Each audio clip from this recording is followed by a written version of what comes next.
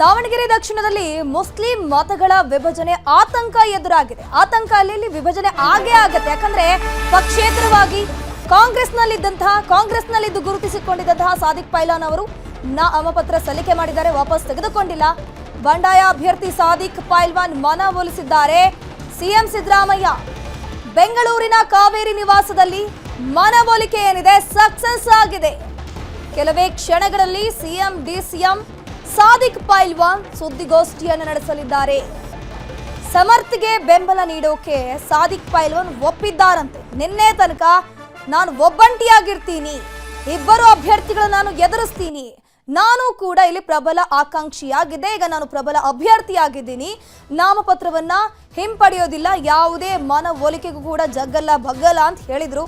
ಈಗ ಖುದ್ದು ಸಿಎಂ ಸಿದ್ದರಾಮಯ್ಯ ಅವರು ಅವರನ್ನ ಬೆಂಗಳೂರಿಗೆ ಕಳಿಸಿ ಸಮಾಧಾನ ಪಡಿಸಿದ್ದಾರೆ. ದಾವಣಗೆರೆಯಲ್ಲಿ ಪೈಲ್ವಾನ್ ಬಂಡಾಯ ಶಮನ ಆಗಿ ಹೋಗ್ಬಿಟ್ಟಿದೆ. ಮುಸ್ಲಿಮರಿಗೆ ಅನ್ಯಾಯ ಅಂತ ಸಾದಿಕ್ ಪೈಲ್ವಾನ್ ಹೇಳಿದ್ರಲ್ಲ, ಈಗ ಸಿಎಂ ಅವರನ್ನ ಭೇಟಿ ಮಾಡಿದ್ದೆ ತಡ ದಂಡ ಹೊಡೆದು ಬಿಟ್ಟಿದ್ದಾರೆ.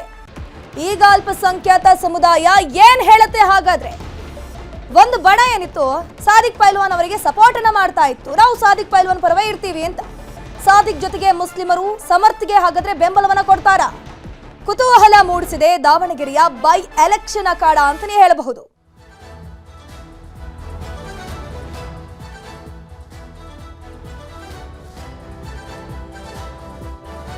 ಇದ್ರ ಬಗ್ಗೆ ಹೆಚ್ಚಿನ ಮಾಹಿತಿ ನೀಡ್ತಾ ಹೋಗ್ತಾರೆ ನಮ್ಮ ಇಬ್ರು ಪ್ರತಿನಿಧಿಗಳು. ನೇರ ಸಂಪರ್ಕದಲ್ಲಿ ಜಾಯ್ನ್ ಆಗಿದ್ರೆ ಬೆಂಗಳೂರಿನಿಂದ ಕೃಷ್ಣ ಇದ್ದಾರೆ, ಹಾಗೆ ದಾವಣಗೆರೆಯಿಂದ ಸಂಜಯ್ ಇದ್ದಾರೆ. ಮೊದಲಿಗೆ ಬೆಂಗಳೂರಿನಿಂದ ಕೃಷ್ಣನ ಮಾತಾಡ್ತಾ ಹೋಗೋಣ. ಕೃಷ್ಣ, ಈಗ ಸಾದಿಕ್ ಪೈಲ್ವಾನ್ ಅವರ ಸಂಧಾನದ ಮಾತುಕತೆ ಯಾವ ರೀತಿ ಆಗಿದೆ? ಸಿಎಂ ಸಿದ್ದರಾಮಯ್ಯನವರು ಖುದ್ದು ಸಮಾಧಾನ ಪಡಿಸಿದಾರಲ್ಲ, ಏನೆಲ್ಲ ಒಂದು ಮನವಿಯನ್ನ ಮಾಡಿಕೊಂಡಿದ್ದಾರೆ, ಯಾವ ರೀತಿ ಸಂಧಾನದ ಸಭೆ ಆಗಿದೆ? ಧನುಶ್ರೀ, ಕಾಂಗ್ರೆಸ್ ನಾಯಕರಿಗೆ ಒಂದು ರೀತಿ ದೊಡ್ಡ ಮಟ್ಟದ ಚಿಂತೆ ಇತ್ತು. ದಾವಣಗೆರೆ ದಕ್ಷಿಣ ವಿಧಾನಸಭಾ ಕ್ಷೇತ್ರವನ್ನು ಕಳ್ಕೊಳ್ಬಿಡ್ತೀವಿ ಅನ್ನೋ ಒಂದು ಆತಂಕದಲ್ಲಿತ್ತು. ಈಗ ಸಿಎಂ ಸಿದ್ದರಾಮಯ್ಯವರು ಮಧ್ಯಪ್ರವೇಶ ಮಾಡಿದ ಬಳಿಕವಾಗಿ ಆ ಒಂದು ಆತಂಕ ದೂರ ಆಗಿರುವಂಥದ್ದು.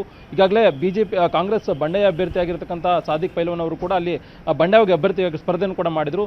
ಅವ್ರನ್ನ ಮನವೊಲಿಸುವಂಥ ನಿಟ್ಟಿನಲ್ಲಿ ಮುಸ್ಲಿಂ ಮುಖಂಡರುಗಳು ಬಹಳಷ್ಟು ಪ್ರಯತ್ನವನ್ನು ಮಾಡಿದರು. ನಿನ್ನೆ ದಿನ ರಿಜ್ವಾನ್ ಅರ್ಷದ್ ಆಗಿರ್ಬೋದು ಮತ್ತು ಸಲೀಂ ಅಹಮದ್ ಇಬ್ಬರು ಕೂಡ ಹೋಗಿ ಅವ್ರ ಮನೆಗೆ ಭೇಟಿಯನ್ನು ಕೊಟ್ಟು ಮಾತುಕತೆ ಕೂಡ ನಡೆಸಿದರು. ಆದರೆ ಅಂತಿಮವಾಗಿ ಒಪ್ಕೊಂಡಿರಲಿಲ್ಲ. ನಿನ್ನೆ ತಾನೇ ಏನು ನಾಮಪತ್ರ ಸಲ್ಲಿಕೆ ವಾಪಸ್ ಪಡೆಯುವಂಥದ್ದಕ್ಕೆ ಕೊನೆಯ ದಿನ ಕೂಡ ಆಗಿತ್ತು. ಕೊನೆಯ ಕ್ಷಣದವರೆಗೂ ಕೂಡ ಪ್ರಯತ್ನವನ್ನು ಮಾಡಿದ್ರು ಕೂಡ ಸಾದಿಕ್ ಪೈಲ್ವಾನ್ ಅವರು ಕೂಡ ಒಪ್ಕೊಂಡಿರಲಿಲ್ಲ.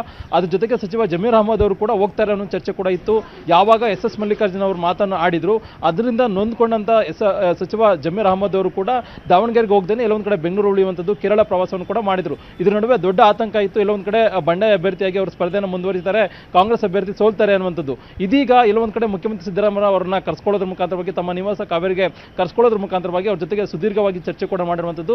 ಕಾಂಗ್ರೆಸ್ನಿಂದ ಸ್ಪರ್ಧೆ ಮಾಡಿದ್ರೆ ನಿಜ, ಆದರೆ ಬರುವಂಥ ದಿನಗಳಲ್ಲಿ ನಿಮ್ಮನ್ನ ಗುರುತಿಸುವಂಥ ನಿಟ್ಟಿನಲ್ಲಿ ಕೂಡ ಕೆಲಸವನ್ನು ಮಾಡಲಾಗುತ್ತೆ.